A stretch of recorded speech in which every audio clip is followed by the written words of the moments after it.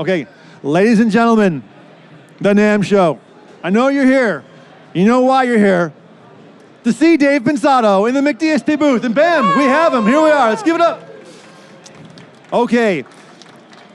Fabulous. The short spiel is, new for the show, is the EC300. It's a delay plugin. It's got magnetic, digital, analog delays, all in one plugin, plus a bunch of other really cool features like sims inside your effects loop, a compressor or ducker to delay output, modulation stuff, all kinds of other stuff. More features than you know you needed, but you know you need them now. Bam. And while I'm talking, Ted, they're right over there. You can go harass my kids. Fabulous. Okay, everybody else, hang tight. Dave, take it away. I've never seen you this animated. I need more volume. Can you guys hear me? Yeah. Maybe some more, Dave? You might have to grab the mic, Dave. I don't know, like a rock star. I think it's a volume thing. How about now? Is that good? Yeah, man, I went online and looked at the EC300. Man, this thing looks like it's going to be incredible. Hope so. No, it will be. 3 different modes. Ooh, good stuff. Against Colin's wishes, I asked if I could kind of pick his brain. Some people might call it an interview, but we're not going to do that. We're going to pick his brain, and I'll tell you why. Because the tools we use and the tools that we need to earn a living and the tools that we need to build a career lie in the hands of men like him. So we need to kind of help them out, make sure that they're staying solvent so that we can get the tools we need. But also we want to have access to the guys like him so we can bitch and moan about the tools we need. And I think if you get insight into the amount of effort and work and just toil and suffering that he puts into each product to make it work and to make it great, you'll have a better appreciation of the tools you use. When I'm working and I pull up a green plug-in, I think of Colin. That makes me happy. I don't like to use tools that don't have a face or a name or a story. And I could never use stolen gear because every time I'd look at it, it'd make me feel bad. So it's the same thing with cracks. I've used a crack or two, but mostly just to check it out, and then I'd get the real one. But my point is, every time I'd pull it up, I'd feel bad because I'd feel like, man, I just cost somebody from buying his kid a cheeseburger or something. So it's good to know the people that make these tools, because I've never had a hit record without one of his, well, actually without several of his plugins on it. And I think there's a reason for that, and we're gonna find out. First of all, spend 30 seconds on your father and how that influenced you, and because his father is the coolest guy in the world. He worked on the SR-71, which is the greatest jet airplane ever manufactured. And I know a little bit about electronics, and his dad will send me circuits. Go, the elegance of this, he hadn't sent me one lately, but tell him I'm waiting. Okay. Tell us about your dad. So if my dad was here, he'd be the smartest person in the room. He wouldn't tell you. He also could probably kill you if you wanted to play some baseball. He was a little younger. He could strike you out. While we're talking about that, I guess, he got asked to play for the Brooklyn Dodgers. It's kind of a while ago, and the St. Louis Cardinals. But instead he stayed in college and went to Cornell, and he's kind of smart. So I'm not really that smart. So as I struggled in school, my dad would help me, and it drove me nuts that he could recall stuff from, like, at the time, like 20, 30, 40 years prior, and go, it's like that. Wait, let me write it for you. And it wouldn't be enough for me to learn it how the book taught me to do it. He'd teach me like 2 other ways. But you're killing me, Dad. Like, if there was extra credit, that would be great, but there isn't. But he was always really patient and sort of got me through school and stuff so I could, be here now. So thanks, Dad. But also like any parent, he's always proud of his sons. So when I started doing this, he'd come by, and that's how he met Dave, and he'd be doing the booth. And imagine walking by a booth. Hey, have you used my son's software? Well, gosh, I sure hope so, because I like it. And okay. And that's just sort of my dad. But your typical proud parent. But he is very smart. If he ever comes to another show again, just know that he's a little older and slower, but if you get him going on, like, I don't know, analog signal processing of all things, he's the man. So Colin, let me ask you this. Well, first of all, how many of you have used McDSP products? you've noticed that they're incredibly efficient. They're not CPU hogs. They tend to work flawlessly. There might have been a version, maybe 4 or 5 years ago, where I had one that didn't work right, but he fixed it that night. Colin actually is responsible for a big chunk of the code for Pro Tools. Not so much now because it's a different program, but and for a long time, whenever Pro Tools would have an update, he's the one that would update all their plugins and stuff. So who better to make an efficient plugin than the guy that was responsible for the engine, you know? Steve Massey also with Massey plugins, and that's why those plugins are so good. And I think that's important because he's got inside info that can give us a little bit of an advantage sometimes. It's not as bad as it was in the old days where we'd run out of CPU. In fact, we live in kind of a wonderful time with gluttony in terms of DSP. But every one of his products finds a way into a song that I'm working on. In terms of back in the days when you were a one-man show, like say P6, approximately, you don't have to be accurate, nobody's going to fact check it. How long did it take you to write the code for P6?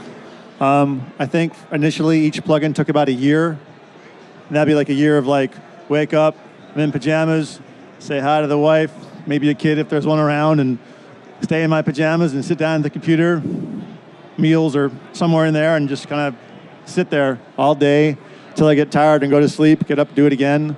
It took a long time.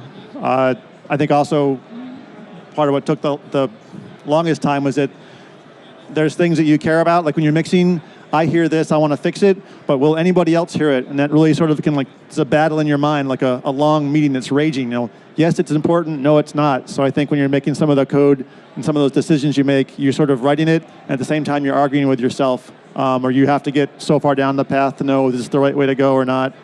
So it take a while. A year. Yeah, a year. Yeah, and some of you peckerwoods are going to steal it. A year. That's amazing. In terms of, and no, this isn't yours. In terms of, one of the things that you guys need to know, a lot of software, and particularly in the audio world, you can get. We call it code, and the code is lines and lines and lines of things that need to be executed by various components in the system. Now, a lot of people go to stock blocks of code. So, when you find a plugin that's really inexpensive, sometimes it can be because that person is using a generic block of code to emulate a delay or to emulate a flanger. Now, if you're working in Pro Tools, they'll provide you little blocks of code to get stuff in and out, and that's a good thing.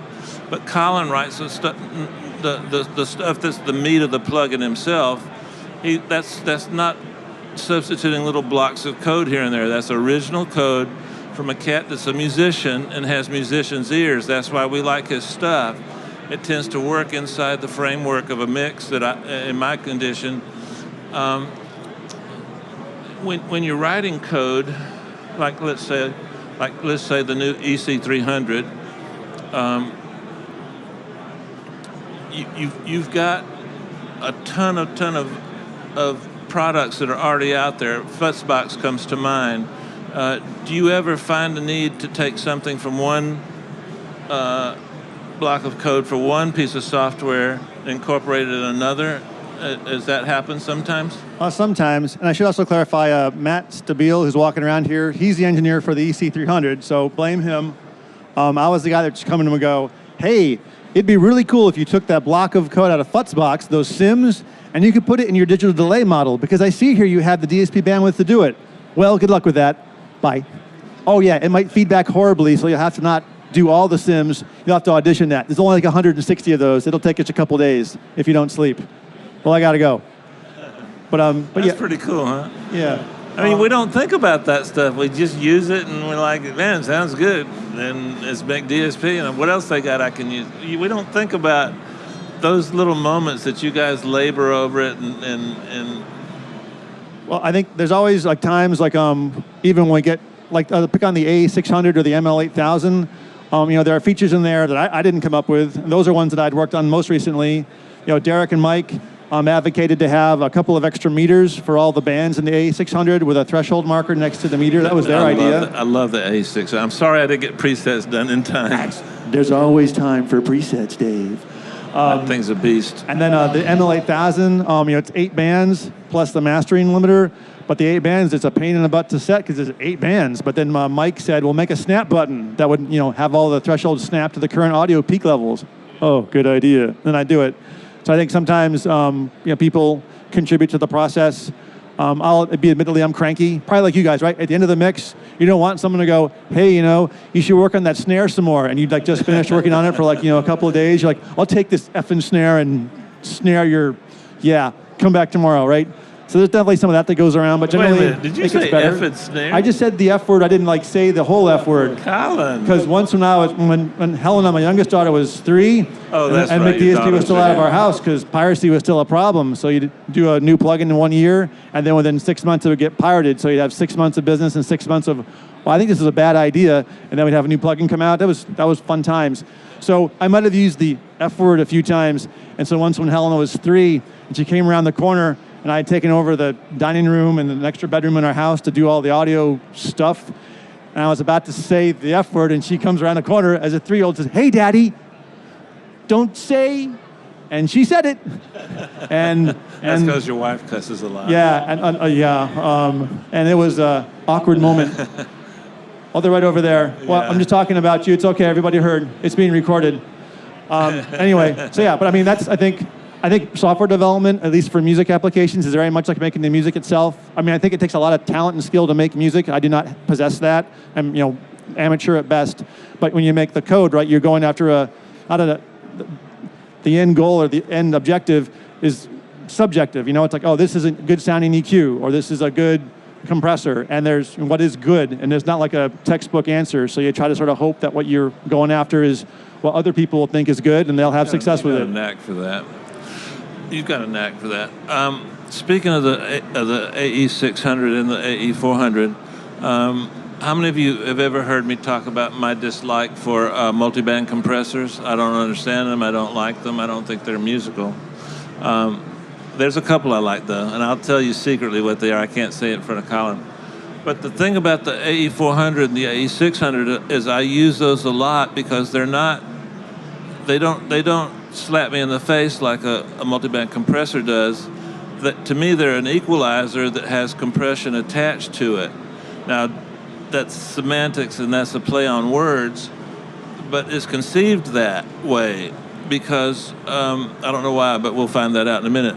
But one of the things I like about the AE400 and the AE600, it just came out, so I'm using it a little more and more each time. But on the 400,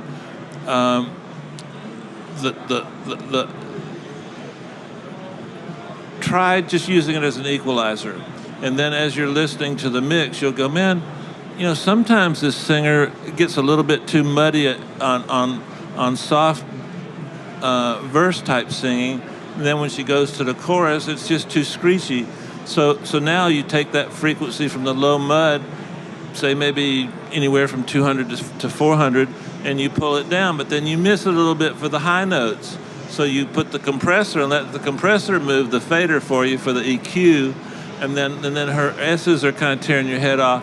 So you jack those up because you like them on the verses, but now you attach the compressor component, and I'm talking to you like you're 3 years old. You guys know this shit, but that's the way I think about it, and that's the way I use it. And there's another little side thing, and there's some special fairy dust in the high end of the AE400. I was talking about the prototype. And there's something about that on like a Mariah Carey vocal or just a breathy vocal that sometimes in our world, when we send a sound to a piece of equipment or a plug-in, our expectation is to get back what we sent, but better. Now, I would argue that why not get something a little extra for your money and when I send something to that plugin on the high end, I get back more than I expected. And what's the fairy dust about, man? Well, He doesn't know I'm doing this. I think when I did all the EQ topologies that we use for various products, to be honest, a lot of what I focused on initially, like, almost 20 years ago when we started the company, was the low end. Because a lot of digital recordings would have trouble at the low end with like some DC offset or limit cycling, basically things that would like suck out the bass of the audio and actually ruin your speakers too. So I would try to fix all those problems, but it turned out over time that the same type of technique to address that issue would also give you something extra in the high end. And then basically, Dave was probably one of the first people that hit me to it. Oh, I love the high end of your plugin. And I say, oh, okay. And then I go right back to those design notes or do some more tests and go, well, how about that? The same stuff that we do to treat the low end to make it clean and precise is the same stuff that works in the high end. And so it was a good design, and it worked out that someone with some skills noticed and then told all his friends. And then they noticed too, and they told all their friends, and then it was like a happy accident. And how many of you are familiar with the term Nyquist? We technically use that term incorrectly, but I'm going to use it incorrectly. As a frequency approaches Nyquist, ugly things happen in terms of the bandwidth, in terms of, I don't know how to describe it. Visually in my head, I think of the bell curve, let's say, approaching Nyquist, and like a car hitting a brick wall. It just starts crumpling. And to me, and to my ear, the manufacturers that can solve that problem tend to be the manufacturers that I respect and like and use, because in most instances there's a lot of energy above 10K, and just like there's a lot of energy below 40 cycles. And so you're always trying to find that little moment and that little extra piece of vibe in a vocal or in a hi-hat, whatever. And when you get up high like that and you're trying to find that, you have to work so hard to get it to sound right. And like, why isn't it sounding right? Why doesn't it sound right? And then you realize, well, I smashed into the Nyquist brick wall. Let me try another plug-in. You pay special attention to that, don't you? Yeah, I mean, I can hear it. Yeah, and that's especially on E6. That's correct. And around 40 hertz and below, or 10K and higher, that's where the noise, signal to noise problems are the worst in digital. So you have to pay attention to it. And again, as long as you have a clients that notice, you're good to go. So I think that's why McDSP's been very lucky, is we get guys like Dave who work in LA and do all kinds of records, and then all of a sudden they're hearing those differences, and they tell their friends, and then off to the races. Yeah, let me digress for a moment. You guys can come a little closer. Don't be scared. We're family. In my world, a lot like in athletics or in any type of competition, you're always looking for an advantage over your opponent. Now, just about all the engineers that I compete against, we compete clean and fairly. And Orlando will tell you, we love each other, but we like, if we're fishing, we want to catch the bigger fish. If we're playing pool, I want to beat them, But it's fun to beat your friends, but fairly and squarely. And so you're always looking for an advantage. And that advantage doesn't have to be night and day. When I used to race dirt bikes, I had my bike weighed about 210 pounds. I was sponsored by Yamaha. And I would have them spend $3,000 or $4,000 to lose a half a pound of weight. Now, engineers would come to me, and bean counters would come to me and go, "Can you feel a half a pound of weight?" And I'd go, "Absolutely not.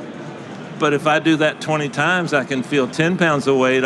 That's 5% of the bike's weight." And mixing a lot of times is like that. Can you hear the beauty of his plugins if you just put one on a vocal? Maybe not, but the cumulative effect of 20 or 30 things will give you an advantage over your competitor. So you're always looking for a way to have your Spotify songs be louder, be fatter, bigger, whatever you want. You're always looking for a way on radio to make your stuff sound amazing. I'll give you an example. This is a little bit of an ego brag, but I had the Kiss FM guys at my studio when I was working on a song, and I asked them, I said, why is it that you always play my songs going into a commercial? Every time I hear one of my mixes, it's followed by a commercial. And they said, well, commercials are extra loud. If we place a song after your song, people change the channel. That's an advantage. That's what you want.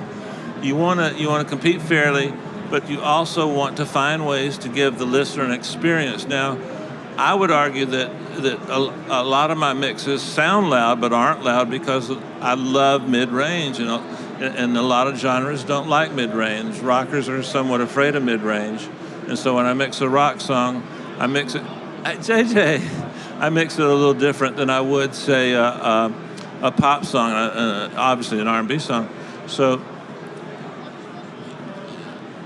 the tools that we use to get that little advantage are so important.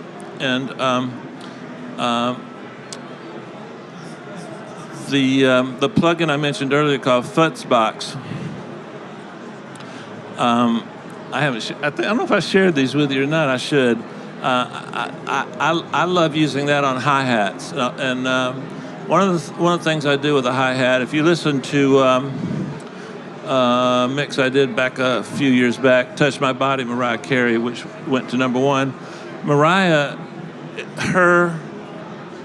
all her energy and emotion is 10K and up.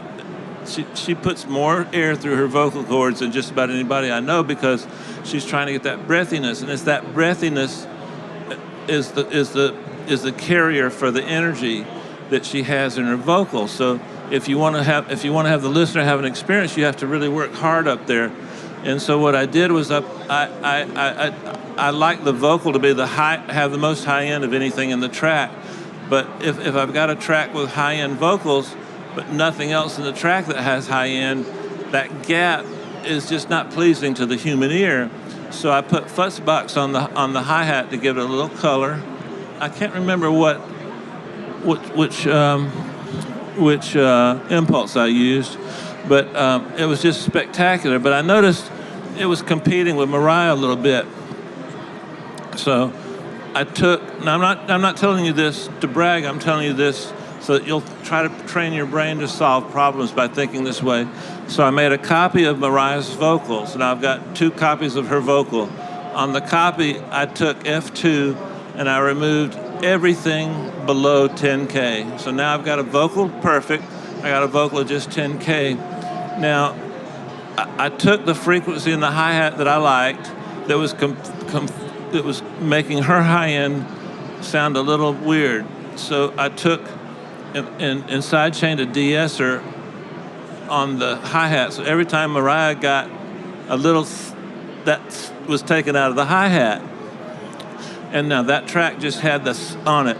And then I took this and I put it through a tube version of a vitalizer, and I widened it, and I gave it a little bit of whatever the vitalizer does. It's some kind of algorithm. It's more than an EQ. And then I put a slight chorus on just that 10K. And when Mariah heard it, she cried. She said, I've wanted to sound like this my whole life. So that's an advantage that you can get by using quality products. And that advantage can not just help you on radio or on streaming, but it can help you with the client. And try to train your mind to think that way. And by the way, how many of you have had an experience where you call McDSP and this guy picks up the phone? It happens all the time. So I'm not telling you to call him because I need him making plugins, not helping your sorry ass. But Apu, is that you? Wow, got everybody here. So when you, Colin, when you think about a new product, like for example the new EC300, which I think is going to be a massive success, do you take input from people like these guys out here what the next product should be, or are you kind of taking the temperature of the industry? Do you follow trends? Do you just go, man, I love my old Echoplex. I'm gonna make one. I think it's all the above. I mean, sometimes you start off and do a product because you think there's just a niche and no one else has really told you about it because no one else knows they need it. AE400, AE600. The EC300, we knew we wanted to do a delay, and a lot of people at this show and other shows had told us, oh, I wish you had a delay that would do the following things. It would also be really cool if it ran on the DSPs because we have lots of clients that use HGX hardware, and so we can make sure that it runs on that. And then at some point we just thought we had enough feedback and feature input, we could make one. And then we kind of stuck Matt on it and kind of gave him some, sort of carte blanche, don't make it suck or we'll have to let you go kind of stuff. And then it worked out. But yeah, so we definitely, outside input, customer requests, just our own haggling amongst ourselves of what we want. And sometimes we try something new. I mean, there's other plugin ideas that have been tried that are only on the desk at my desk at McDSP because they were really bad. It didn't work. Wait, tell me about one. What was the worst plugin you made? I think the worst one I made is when I was trying to do, this is when it was still really just me, but I was trying to do it was like Class A, Class B, and Class C amplification. And I was trying to replicate some of those curves. I thought it would be cool. For the AC series? Yeah, for analog channel, sort of part of the experiment. And there actually was an AC303 that never saw the light of day. Oh, I want it. No, you don't, because it kind of would sound cool for some things, and then at some point, it had some low energy problem. Ooh, I love low energy. No, it was not. It was bad, and to figure it out. I mean, first I could see it in a. How many of you want one? Oh no! Why'd you do that? Yeah, you got me. But it basically had a low end problem where it sort of caused a low end noise problem that would suck out the low end energy of your signal about below 40 hertz, and so it was kind of oh, that's kind of cool, and it would sort of it would help with the energy, but as soon as the energy event occurred, it would keep something and it wouldn't go away. And so it was like you could do one punch, and then your arm was sort of stuck out here, and you're oh, wait, a little help. So But that could have been a really interesting low end filter. I mean, it could have been the most incredible. Well, and then there was how is it really doing that? And so I got some giant stereo speaker that had a big giant 15-inch cone because I was pretty sure what I was going to do, and it did. The speaker cone would come out and it would stay out. If it had an inch of movement, I'd take out so it had DC and other stuff in it, and it would just push out the speaker cone. Oh, so even audibly without the measurement sweep on the computer, it would suck out your low end because it would prevent your speaker from vibrating and projecting the sound. And then I was hey, it's done. This idea is bad, in the bad pile. Putting it over there, and that's where it stayed. I like it. Let's do this. We've got an incredible opportunity to pick his brain, so let's try to do that.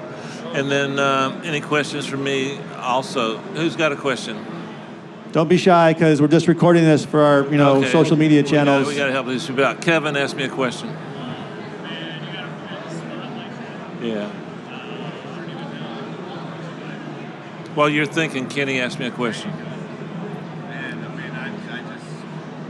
love the McDSP plugin. I don't really have any questions. I mean, you were saying about using the FutzBox on the hi-hat. I was using it on some strings a while back. Say that again. Yeah, I was just gonna say I was using the FutzBox on some strings, and it just added a really cool texture. It kind of made them sound like they were coming from an old your concept was to try and take the elements that FutzBox does so well and enhance the strings, or take them to a whole nother level? Yeah, just take them to another level. I was basically using great idea. I think it was Logic, just a simple string, and it sounded very boring.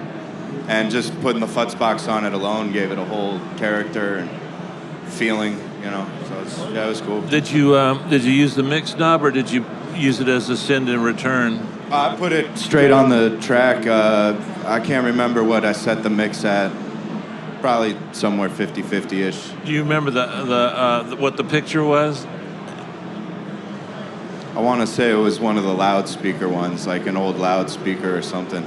Yeah, it just had a very outdoor marchy kind of weird ambience to it. It was that's cool. Yeah. So Kevin, Kenny did it rather dramatically. Come on, man, give me something. Try and beat it. What's your favorite McDSP plugin? What is my favorite McDSP plugin? Orlando's been helping me out a lot lately. if I'm telling something wrong, you have my full permission to say, no, Dave, that's not right. Probably, I won't say it's my favorite, but it seems to be because I use it so much, and that's F2. I think F2 is just perfect for all my needs. Is that, you think that's about right? I use maybe, 10, 15 a mix? Something like that. It's not the sexiest plug-in. It's not the one that tends to grab your ear a lot, but it's just a solid, just mule of a workhorse. Now, one of the things, and how many of you are familiar with the resonance in the way that as the cutoff, that little knee right there, that little where it does that, that's where all the cool stuff resides in a filter, and the analog filters that we like, because of the electronics of things like transformers and capacitors, it could be considered ugly stuff happens right there, right?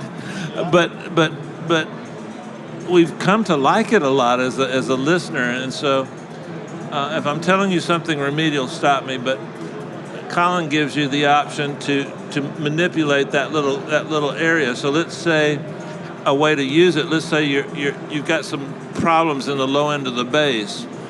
So maybe go to a 12 dB per octave slope. Crank that little knob. That's the what do you call that knob? I think it's resonance control. Resonance.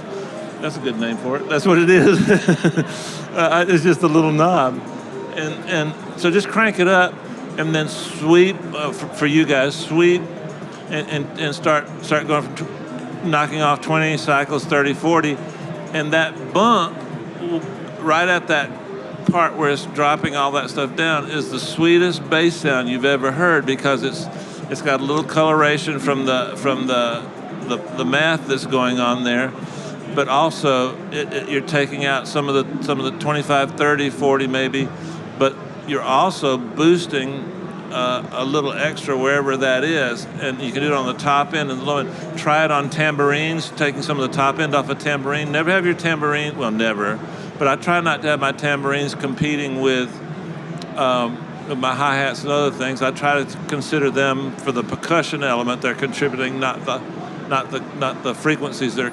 And so it's a deceptively complex system, because it's not just plugins, but there's analog versions too. And back in the day, you guys are too young to know what I'm talking about, but consoles only had high-pass and low-pass filters. They didn't have any other EQ on them. And when you listen to those records from the 60s, you'll see what a powerful tool that is, because that's basically all consoles had, maybe a little earlier than the 60s. And